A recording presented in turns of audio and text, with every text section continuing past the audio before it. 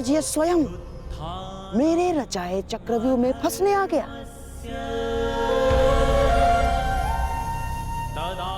इसे ज्ञात नहीं है कि आज ये इस प्रासाद से बाहर निकल ही नहीं पाएगा।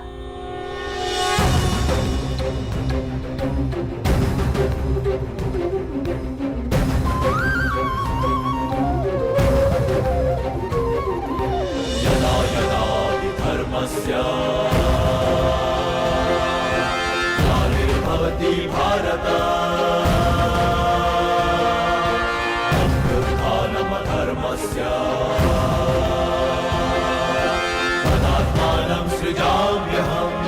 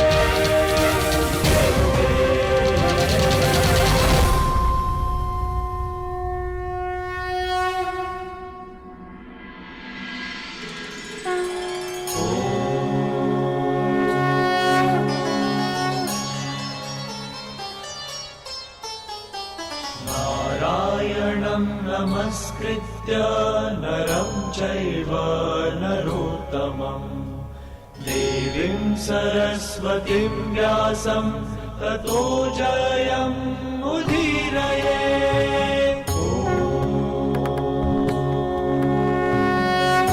प्रणिपात हस्तिनापुर नरेश। कल्याण हो वासुदेव। प्रणिपात गंगापुत्र। कल्याण हो वासुदेव।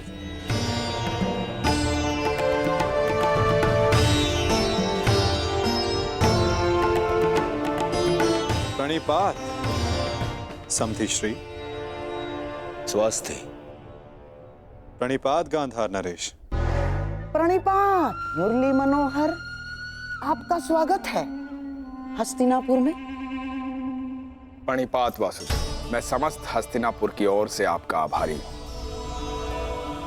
कि आपने शांति प्रस्ताव को एक अवसर दिया और हस्तिनापुर आए। अवसर तो धर्मराज ने दिया है महात्मा विदुर, अपने बड़ों के प्रस्ताव को आदर देकर।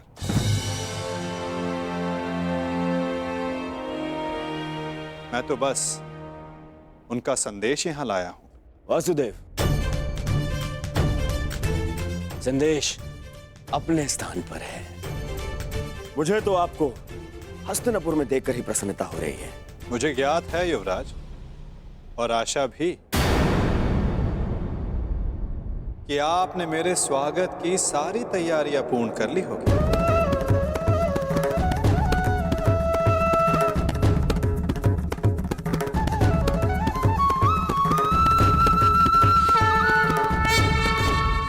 कि आपने मेरे स्वागत की सारी तैयारियां पूर्ण कर ली होगी।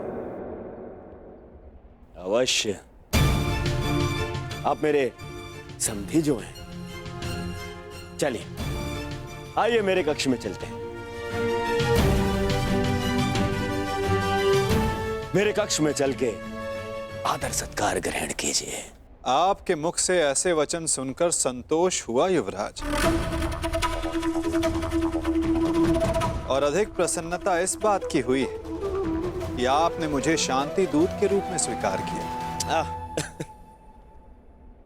ये शांति प्रस्ताव के बारे में हम कल बात करेंगे। आप यात्रा से आए हैं, विश्राम करें, थकान दूर करें। आइए। क्यों नहीं युवराज, अवश्य।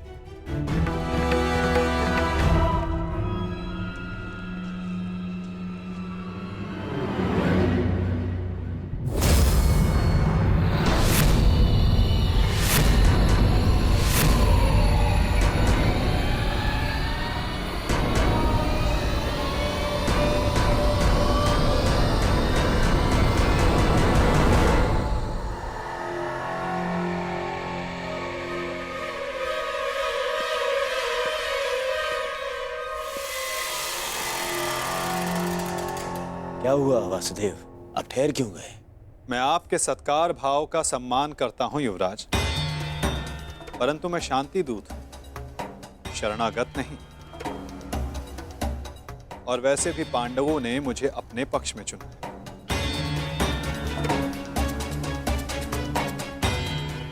और नीति अनुसार एक दूत आतिथ्य तब तक ग्रहण नहीं कर सकता जब तक उसका कार्य पूर्ण ना हो जाए। इसलिए क्षमा कीजिएगा मुझे, मैं आपका सत्कार ग्रहण नहीं कर सकता।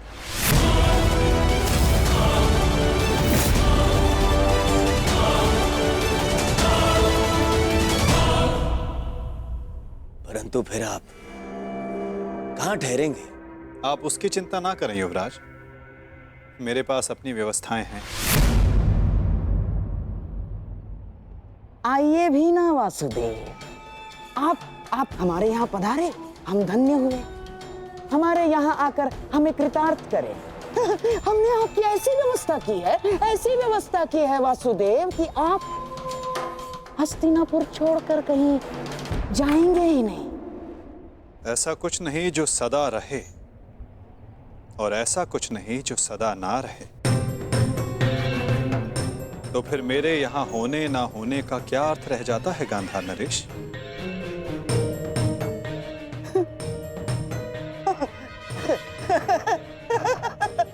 वासुदेव, आपके कहने का तात्पर्य कुछ पकड़ में नहीं आया।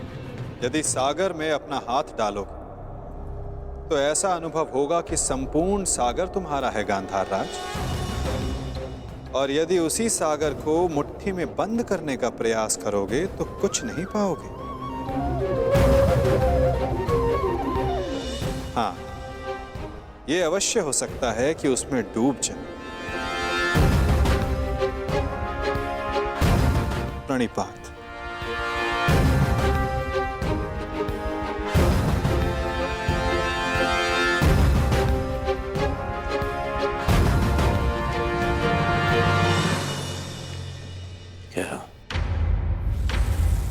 क्या चल क्या रहा है इस चलिए के मन में? कहीं से हमारी योजना का भान तो नहीं हो गया? शांत रहो दुर्योधन, शांत रहो। आज नहीं आया तो क्या हुआ? कल तो इसे सभा में आना ही होगा, और ये आएगा। क्यों? शांति दूत है, इसे अवश्य आना होगा, और फिर हमारी योजना सफल। वासुदेव, आपका आतिथ्य बनने का सौभाग्य मिला, मेरे लिए सम्मान की बात है। आशा करता हूं ज्येष्ठ पांडु पुत्रों की ओर से कोई सकारात्मक संदेश लाए होंगे।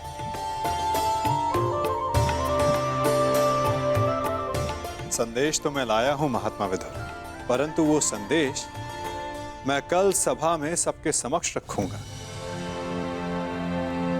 प्रणिपात माधव,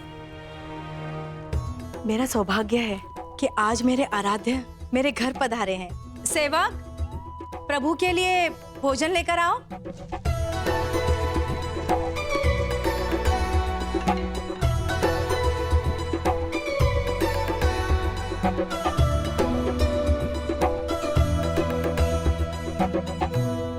भोग लगाइए प्रभु।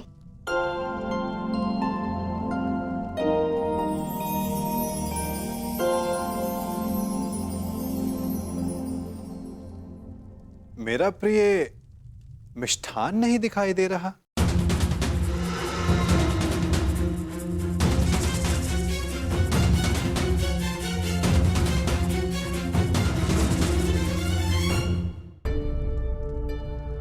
जानती हूँ आपको मिष्ठान बहुत प्रिय है वासुदेव, परंतु जब से कुलवधू का राजसभा में अपमान हुआ, हमने मिष्ठान त्याग दिया। हाँ वासुदेव, उसी दिन कुरुकुल के पतन का प्रारब्ध लिखा जा चुका था। जिसके कुल का नाश हो रहा हो वो विलाप करता, मिष्ठान कैसे खा सकता है? उसी दिन से हम ये साधारण भोजन ग्रहण करते। ये विनाश एक नए आर्यव्रत को जन्म देगा महात्मा। जब अन्याय से न्याय के त्राण के लिए रणभेरी बजे तो वो अवसर शुभ ही होता है, और शुभ अवसर पर मिष्ठान आवश्यक है। और मैं यहां भोजन पर निमंत्रित हूं। अपना प्रिय मिष्ठान खाए बिना यहां से जाने वाला नहीं मैं।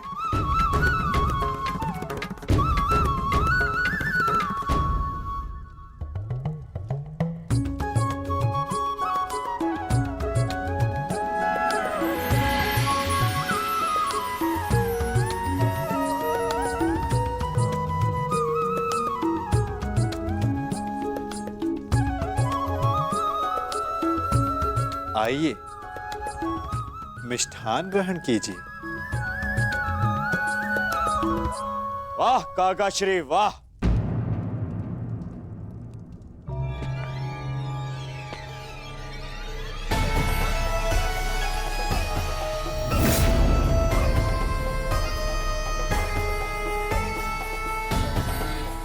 छप्पन भोग का आनंद लिया जा रहा है। आओ पुत्र दुर्योधन, तुम भी मिष्ठान ग्रहण करो। मिष्ठान नहीं तो क्या है ना काका श्री, मेरे मन में जो कड़वाहट भर दी है आपने,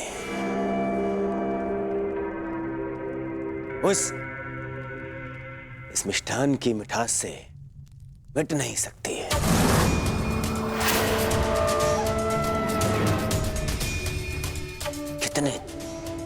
कितने दोगले हैं आप। मन में कुछ और रखते हैं और वाणी में कुछ और। तुम क्या कह रहे हो? मैं समझ नहीं पा रहा हूं। परंतु मुझे समझ में आ रहा है। मैं समझ गया हूं कि आप इतने वर्षों से क्या करना चाहते हैं। आप मुझे नीचा दिखाना चाहते हैं।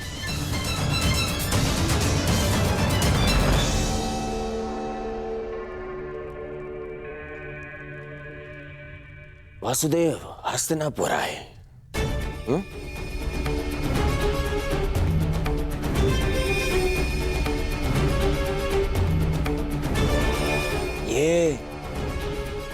ये मेरे संबंधी हैं।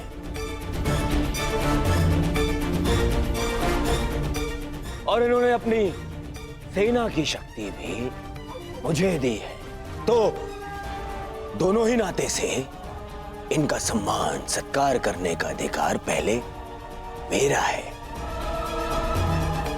परंतु आपने क्या किया? आप उन्हें यहां ले आए ताकि आप अपने स्वार्थ और षड्यंत्र को पूर्ण कर सके। परंतु वासुदेव को निमंत्रित करने में मेरा क्या स्वार्थ है दुर्योधन? अरे स्वार्थ है काका श्री।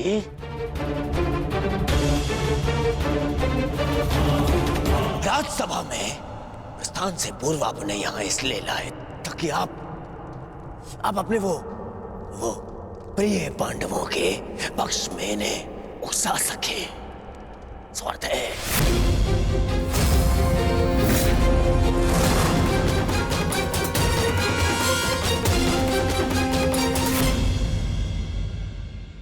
सभा में प्रस्थान से पूर्व आपने यहां इसलिए लाए ताकि आप अपने वो प्रिय पांडवों के पक्ष में इन्हें उकसा सके।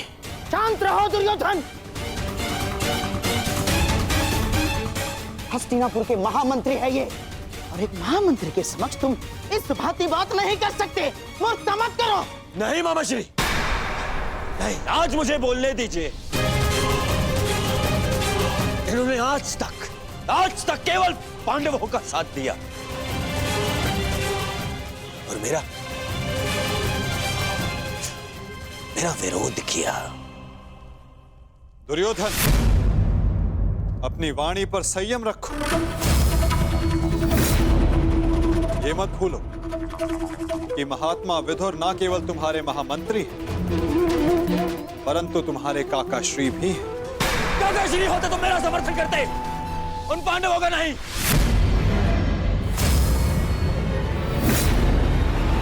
ये केवल एक कृतज्ञ षड्यंत्रकारी है और कुछ नहीं।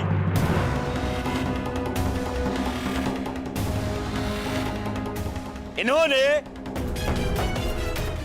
कभी हमारे हित की बात नहीं करी। ना ये तब चाहते थे कि मेरे पिता राजा बने, और ना ये आप चाहते हैं कि मैं सिंहासन पर बैठूं। बहुत बुरी बात है काका श्री, हमारा अन्न खाके उन पांडवों का पक्ष लेते हैं आप। भाग्य है कि ये मेरे पिता के आधे भाई हैं, अन्यथा राजद्रोही घोषित करके इस दासी पुत्र को दंड देता मैं। दुर्योधन!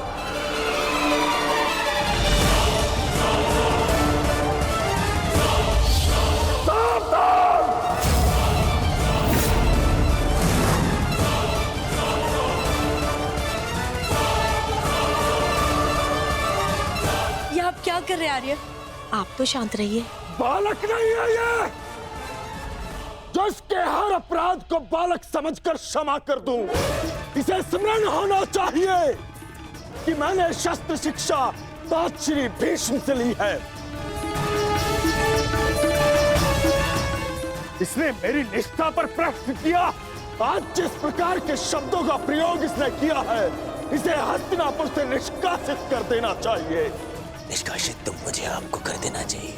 अपनी सीमा का उल्लंघन मत कर दुर्योधन।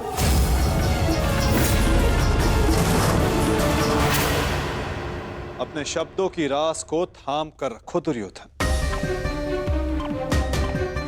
ये मत भूलो कि महात्मा विदुर हस्तिनापुर के महामंत्री और हस्तिनापुर के रणनीतिकार भी। इस समय तुम्हें उनके समर्थन, उनकी सहायता की अत्यधिक आवश्यकता है। बस! ऐसे सैकड़ों महामंत्री मेरे चरण धोते हैं। मुझे इस युद्ध को जीतने के लिए एक दासी पुत्र के समर्थन की आवश्यकता नहीं है। दुर्योधन!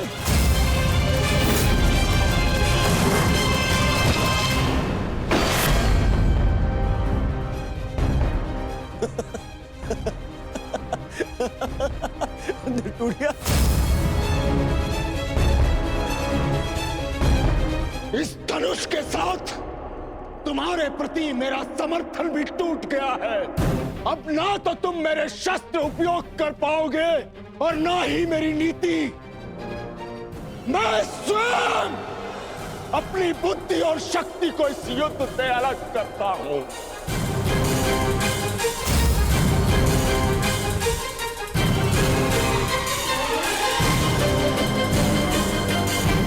दुर्योधन, हंसना बंद करो, बंद करो ये हंसना। धर्मात्मा, देखिए, क्षमा कर दीजिए इसे। बच्चा है, बालक है ये। छोड़िए मामाश्री, ऐसे दोगले इंसान का हमारे साथ ना होना ही हमारे लिए श्रेयस्कर है। गंगाराज, इससे पहले कि मेरे क्रोध से मेरे विवेक का बांध टूट जाए, ले जाओ इसे यहाँ से। और ना जाओ तो क्या कर लेंगे? ईश्वर के लिए चुप हो जाओ। तुम्हें ज्ञात नहीं है तुमने कितना बड़ा अनर्थ किया है। अब चलो यहां से, चलो चलो।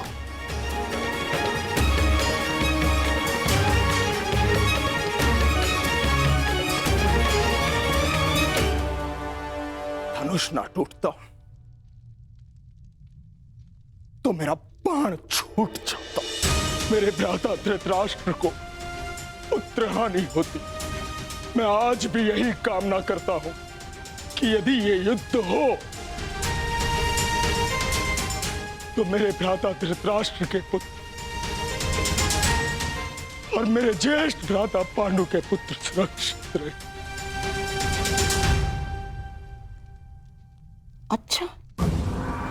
अच्छा खेल खेला आपने वासुदेव।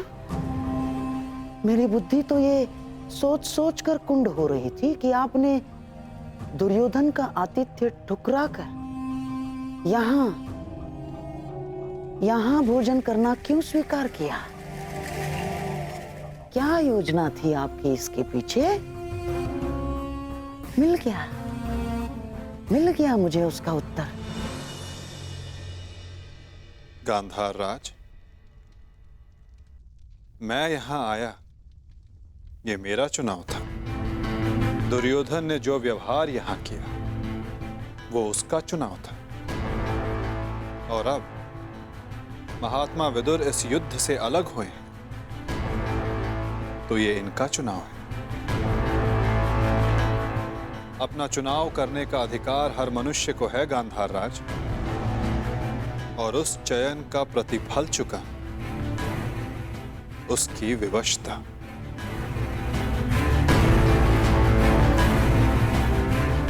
प्रणिपात।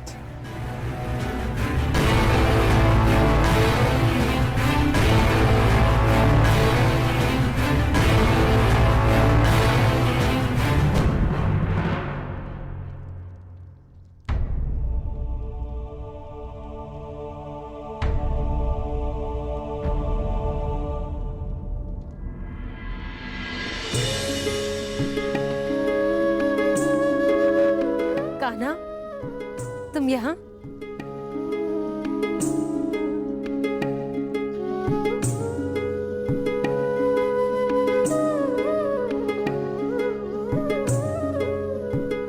सोचा कि अपनी बुआ को बता दूं कि भूखे पेट शयन करने से बुरे स्वप्न आते हैं।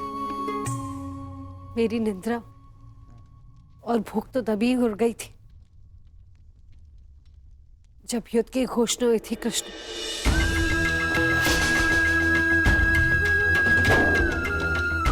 जिस माता के पुत्रों का जीवन दांव पे लगा हो, उसकी आंखों में नींद कैसे आएगी? उसके गले के नीचे से नवाला कैसे उतरेगा?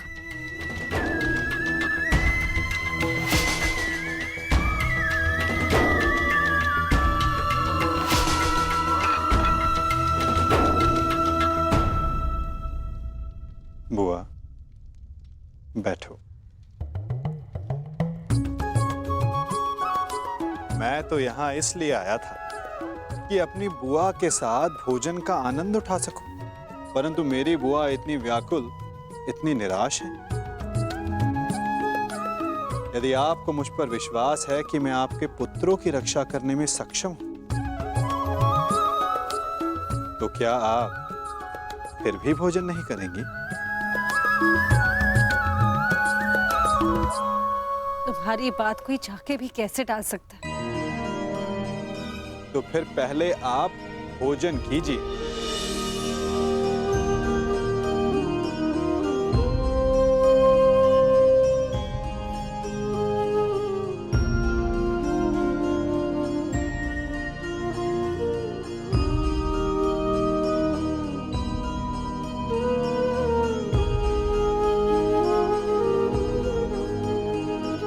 यदि मेरे पुत्र यहाँ होते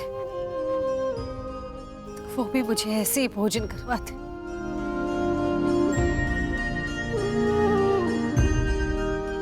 धन्यवाद कृष्ण, जो तुम यहाँ पर आकर मेरे पुत्रों के स्थान पर खड़े हुए और प्रकृति विकट परिस्थिति में मेरे पुत्रों का मार्गदर्शन करने के लिए।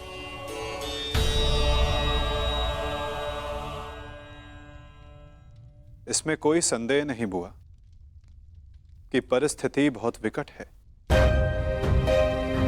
परंतु जो इस बात को समझ सकता है उसे इस परिस्थिति को टालने की, इस युद्ध को रोकने के लिए प्रयत्न करना चाहिए। मैं भी कर रहा हूं, आप भी कीजिए।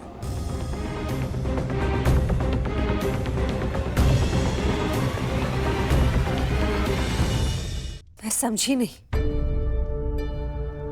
मैं क्या कर सकती हूँ?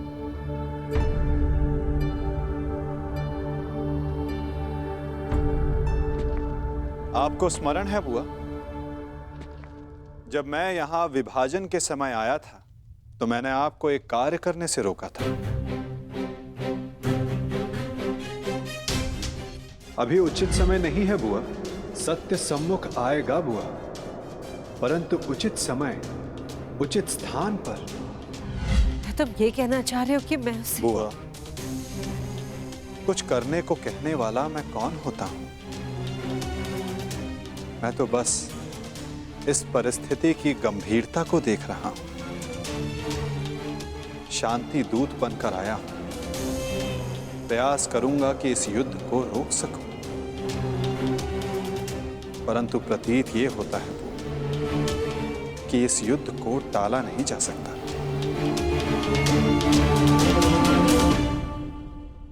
मुझे भी उसी दिन का भय है कृष्ण, जब मेरे दोनों पुत्र एक दूसरे के समक्ष अस्त्र दान कर एक दूसरे का रथ बांधने के लिए प्रस्तुत होंगे, परंतु इसे रोका कैसे जा सकता है? संदेह तो है बुआ, परंतु यदि आपके 6 पुत्र एक ही पक्ष में हो तो कदाचित युद्ध का प्रश्न ही ना उठे।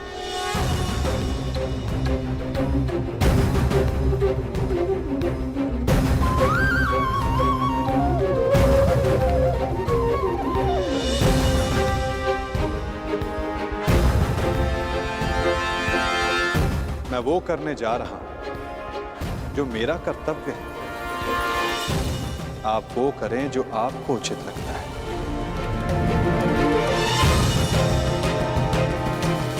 आज्ञा दें। प्रणिपात।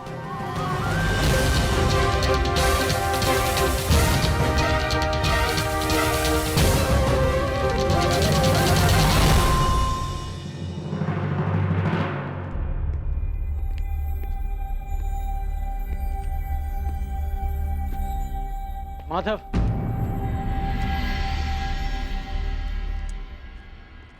मित्र,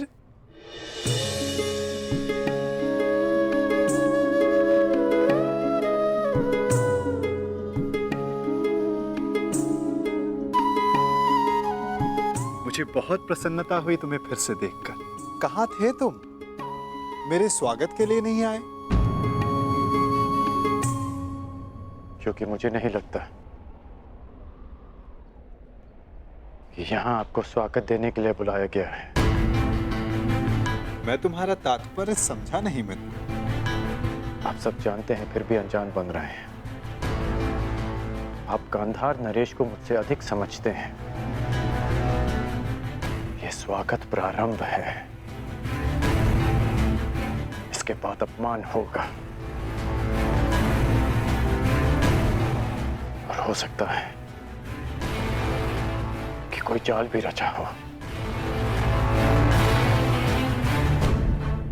यदि जाल होगा तो मुझे पूर्ण विश्वास है कि मेरा धनुर्धारी मित्र उस जाल को अपने बाणों से काट देगा।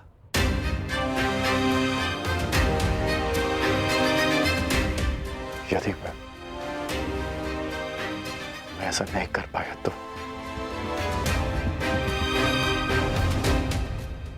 तो मैं स्वयं उसका त्राण करूंगा मित्र।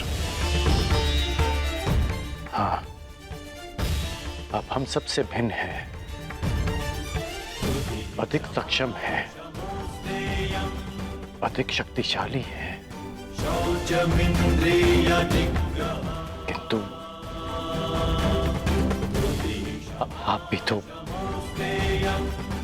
मानव का ही रूप है ना, और मानव सब कुछ नहीं जानता। अन्यथा आज आप दुर्योधन की सभा में नहीं आते।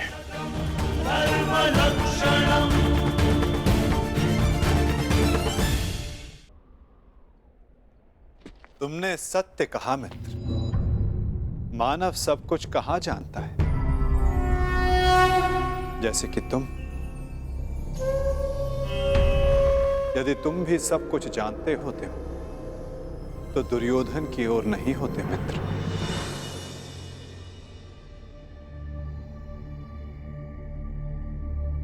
वासुदेव, बात को समझने का प्रयास कीजिए। मैं भावी संकट की बात कर रहा हूं।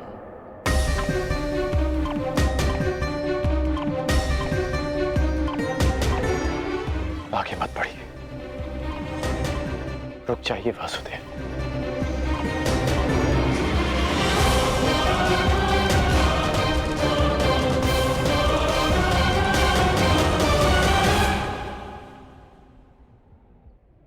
मित्र, तुम चिंता ना करो।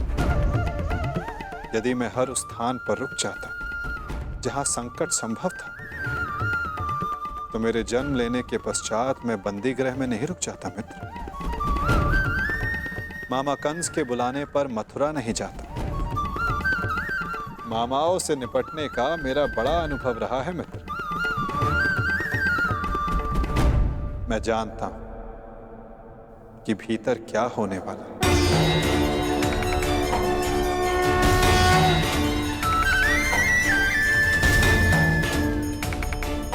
फिर भी आप जा रहे हैं?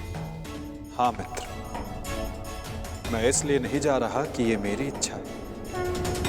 मैं इसलिए जा रहा हूं कि वहां राज्यसभा में जो होगा उसके लिए वहां मेरा होना आवश्यक है। परंतु महत्वपूर्ण प्रश्न यह है मित्र कि मैं ऐसा कर क्यों रहा हूं। इस सभा के पश्चात मुझसे मिलना, कदाचित मैं भी तुमसे यही प्रश्न कर बैठूं। मैं यहां केवल हस्तिनापुर की सभा को संबोधित करने नहीं आया, मैं यहां तुमसे भी मिलने आया हूं मित्र।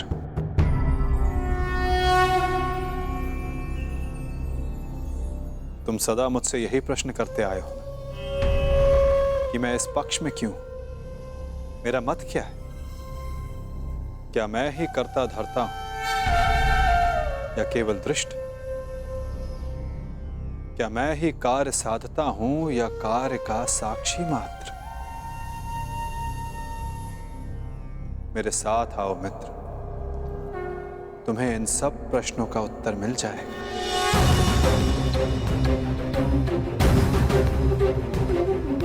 मैं इस सृष्टि का साक्षी, आज तुम मेरे साक्षी बनो मित्र।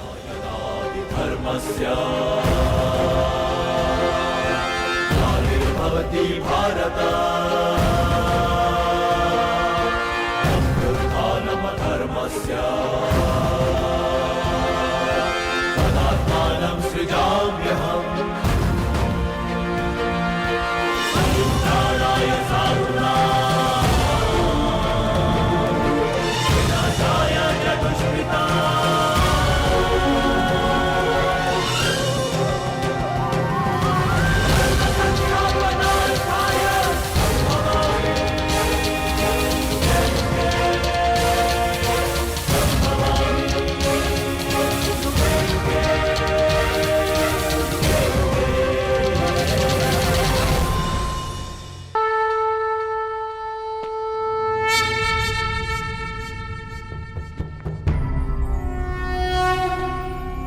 यदा यदा हि धर्मस्य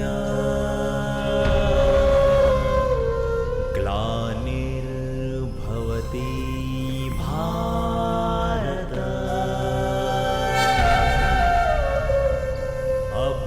अभ्युत्थानम् अधर्मस्य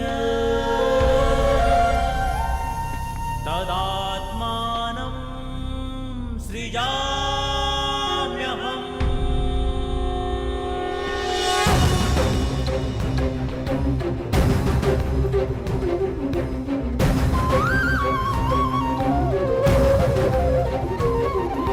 यदा यदा हि धर्मस्य ग्लानिर्भवति भारत अभ्युत्थानम् अधर्मस्य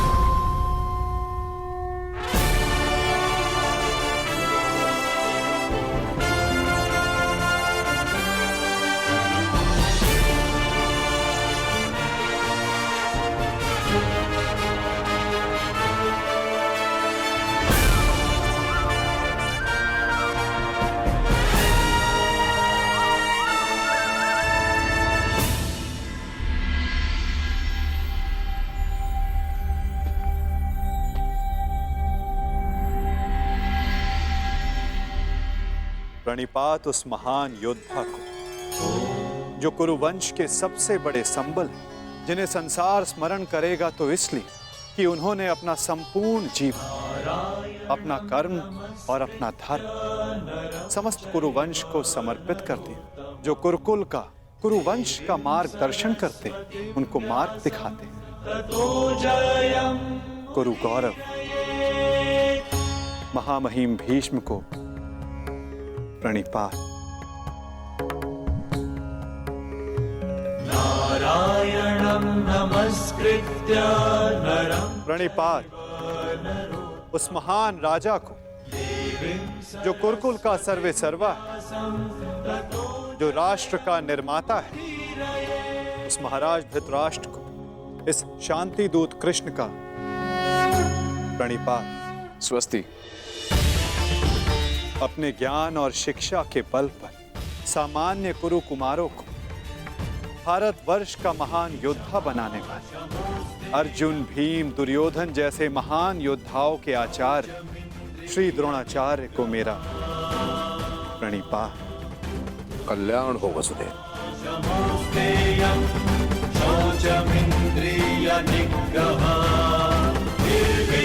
प्रणिपात उस महान हस्ती को जो अपने लक्ष्य संधान में प्रवीण है, जिन्होंने अपनी बहन के पुत्रों के लिए अपना राज्य त्याग किया, जो अपनी तीव्र बुद्धि और नीति से कुरु कुमारों का मार्गदर्शन करते हैं, उस गांधार नरेश को प्रणिपात।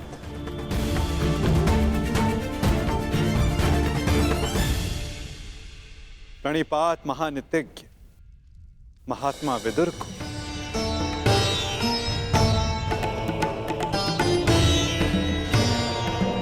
प्रणिपात उन समस्त जनों को जो सभा में उपस्थित हैं, जो शांति के समर्थक हैं।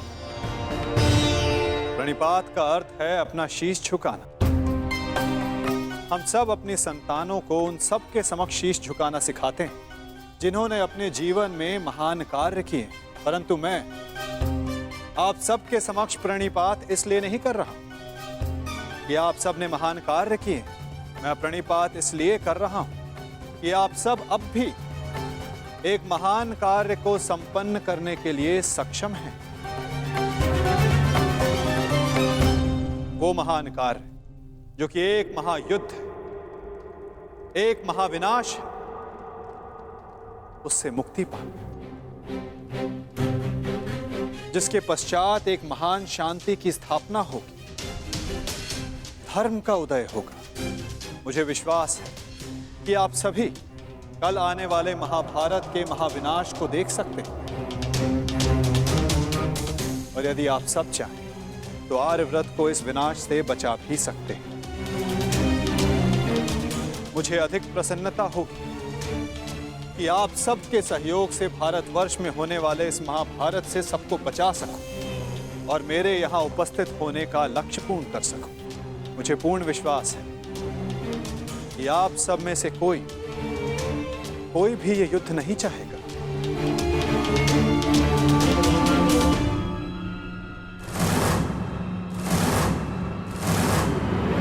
संसार का सबसे बड़ा कष्ट होता है परिवार में आया क्लेश।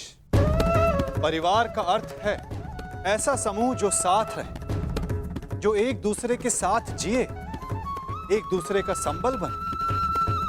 यदि एक वृक्ष दूसरे वृक्ष की शाखाएं काटने लगे तो वृक्ष का अस्तित्व समाप्त हो जाता है। महाराज धृतराष्ट्र, जब परिवार साथ रहता है तभी उन्नति होती है। मेरी मंत्रणा यह है कि एक वंशज के अहंकार के लिए समूचे वंश को दांव पर लगाना उचित नहीं, क्योंकि यदि वंशज का अहंकार जीत भी गया तो वंश अपना अस्तित्व हार जाएगा। इसलिए मैं वासुदेव कृष्ण पांडवों की ओर से शांति दूत बनकर आया, शांति प्रस्ताव लाया। यह युद्ध केवल भाइयों के मध्य का संघर्ष नहीं होगा, बल्कि इस युद्ध में संपूर्ण भारतवर्ष भाग लेगा।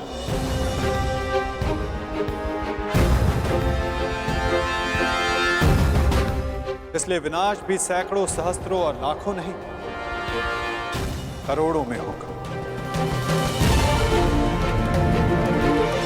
और इसीलिए मैं ये अंतिम प्रयास करने आया, ये प्रस्ताव लाया कि आप सभी इस महाभारत को, इस महायुद्ध को रोकने के लिए मेरी सहायता करें।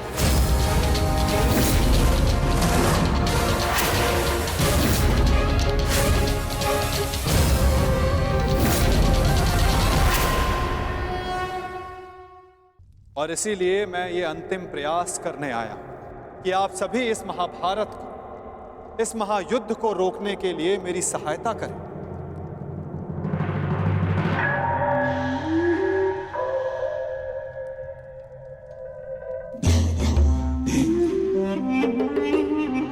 साधु साधु वासुदेव, आप तो सचमुच धन्य हैं। मुझे स्मरण नहीं होता कि कितना समय हो गया ऐसे शांतिपूर्ण वचन सुने हुए। मुझे तो ऐसा प्रतीत होता है वासुदेव कि आपके मुख से शब्द नहीं, फूल झड़ रहे हैं, फूल। मैं अभिभूत हो गया वासुदेव। और सच कहूं वासुदेव, मैं भी आपसे सहमत हूं।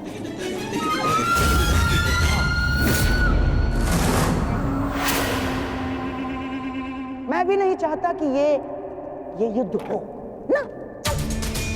अमाश्री, ये क्या कह रहे हैं आप? हाँ दुर्योधन, वासुदेव बिल्कुल उचित कह रहे हैं। हमें इस युद्ध को रोकने का पूरा प्रयास करना चाहिए, समझ गए? हाँ हाँ वासुदेव, सबसे श्रेष्ठ युद्ध वो है जो कभी हो ही नहीं। और युद्ध की परिस्थिति उत्पन्न न होने देने का एक ही उपाय है कि एक पक्ष दूसरे पक्ष पर आक्रमण न करे। चलिए ठीक है, हम पांडवों पर आक्रमण नहीं करेंगे, परंतु वासुदेव, द्वारकाधीश, क्या आप यह आश्वासन दे सकते हैं कि पांडव भी हम पर कभी भी आक्रमण नहीं करेंगे? कभी भी। गांधार नरेश, आप आक्रमण के संदर्भ में बात कर रहे हैं और मैं यहां युद्ध की आवश्यकता को ही समाप्त करने के विषय में बोल रहा हूं। अच्छा ऐसा है। यदि ऐसा है वासुदेव, तो हम आपका प्रस्ताव सुनना चाहेंगे। हाँ, आप शांति दूत हैं तो संदेश तो लाए ही होंगे। और हाँ, ऊपर से आप शांति प्रस्तापित करना चाहते हैं। तो वासुदेव, शांति प्रस्तापित करने के लिए जिस समाधान की आवश्यकता होती है, वो समाधान भी लाए होंगे आप, है ना? बताइए, क्या है इसका समाधान? प्रत्येक युद्ध की नींव में अन्याय छिपा होता है गांधार राज, और अन्याय का केवल एक ही समाधान है, और वो समाधान है न्याय।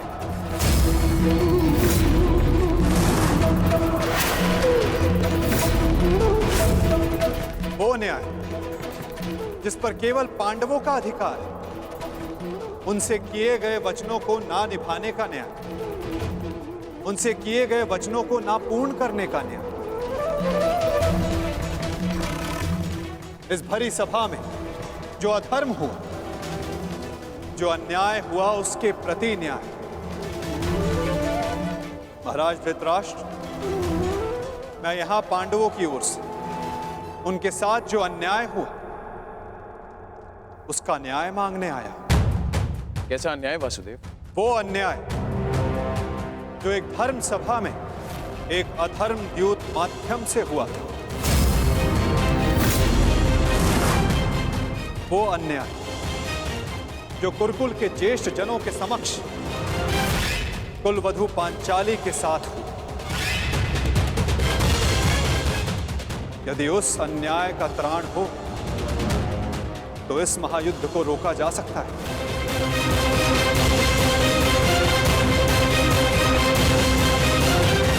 कुरुकुल श्रेष्ठ महाराज धृतराष्ट्र, महामहिम भीष्म, मैं पांडवों की ओर से उस अन्याय के लिए न्याय मांगने आया हूं। स्मरण रहे महाराज, यदि आपने पांडवों को न्याय नहीं दिया, या तो उसे वो पुण्य से अर्जित कर लेंगे या फिर उसे छीन लेंगे।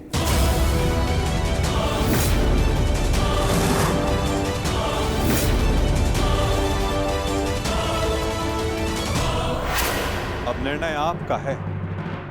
वासुदेव, आप यहाँ शांति प्रस्ताव लेकर आए हैं या हमें धमकाने आए हैं?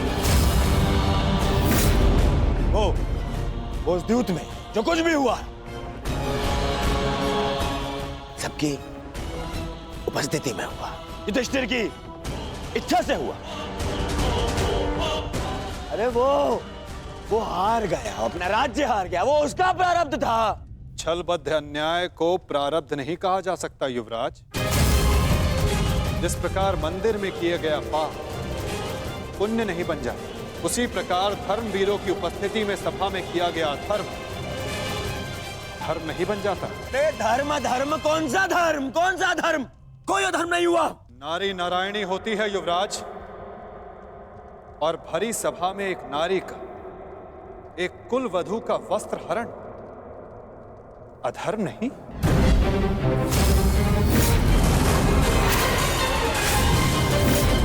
यदि तुम्हें विश्वास नहीं तो अपने ज्येष्ठों की झुकी दृष्टि से पूछो दुर्योधन। उन वस्त्रों से पूछो जो आपको आपके मन की नग्नता अनुभव कराने के लिए आपके शरीर से दूर हो गए। उन प्रतिज्ञाओं से पूछो जो पांडवों ने अपने भ्राताओं के विनाश के लिए मांगी। मैं प्रतिज्ञा लेता हूँ और यही जंगल तोड़कर तुम्हारा प्राण दे लूंगा दुर्योधन। उस श्राप से पूछो जो द्रौपदी ने समस्त कुरुकुल को दी। इस सभा में उपस्थित वो हर व्यक्ति जिसने मौन रहकर ये अधर्म होते हुए देखा, उन्हें उनके मौन रहने का दंड मिलेगा। श्राप है ये अग्निसुता द्रौपदी का। परंतु यदि आप सब चाहें तो पांडव अपनी प्रतिज्ञा को त्याग देंगे। द्रौपदी अपना श्राप वापस ले लेंगी। बस आप सबको अपनी भूल का अनुभव करके पांडवों को केवल उनका अधिकार देना है।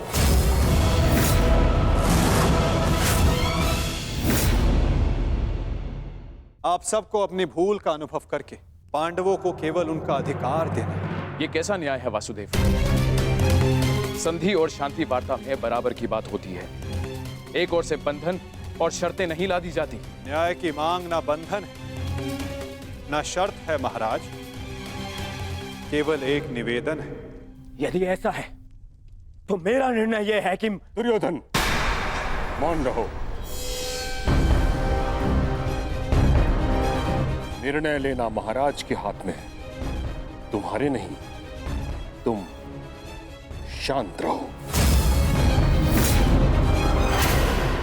राजा होने के नाते मेरा कर्तव्य है कि मैं सबकी बातें सुनूं ताछरी, अपने मंत्रणाकारों का सम्मान करूं। दुर्योधन युवराज है, हस्तिनापुर का भवी महाराज है, इसलिए इस संदर्भ में मैं अपने पुत्र और हस्तिनापुर के युवराज दुर्योधन को अपना निर्णय प्रस्तुत करने की अनुमति देता हूं।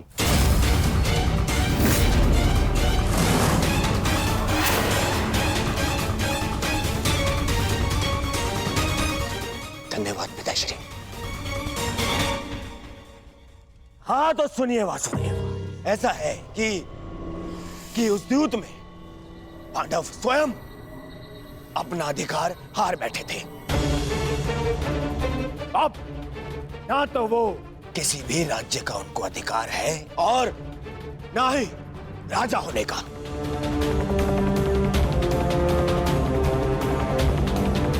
इसीलिए मैं दुर्योधन ये घोषणा करता हूं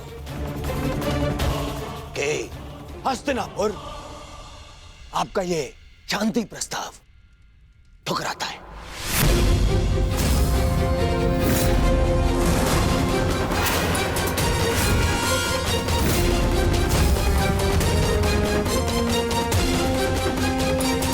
दुर्योधन, क्या तुम्हें इस बात का अनुमान भी है कि शांति प्रस्ताव ठुकराने का अर्थ है युद्ध को निमंत्रण? अपने निर्णय पर पुनः विचार कर लो।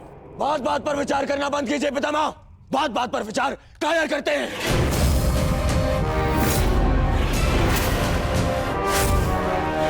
योद्धा का जन्म ही युद्ध के लिए होता है और मैं इस युद्ध के लिए प्रस्तुत हूं।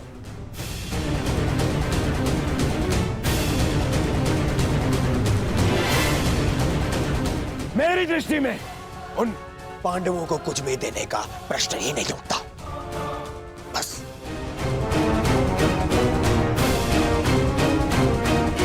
मैंने ये सभा समझौते के लिए रखवाई थी, न कि अपने ही अधिकार के त्याग के लिए। ये मेरा अंतिम निर्णय है। मैं उन पांडवों को इंद्रप्रस्थ नहीं दूंगा तो नहीं दूंगा।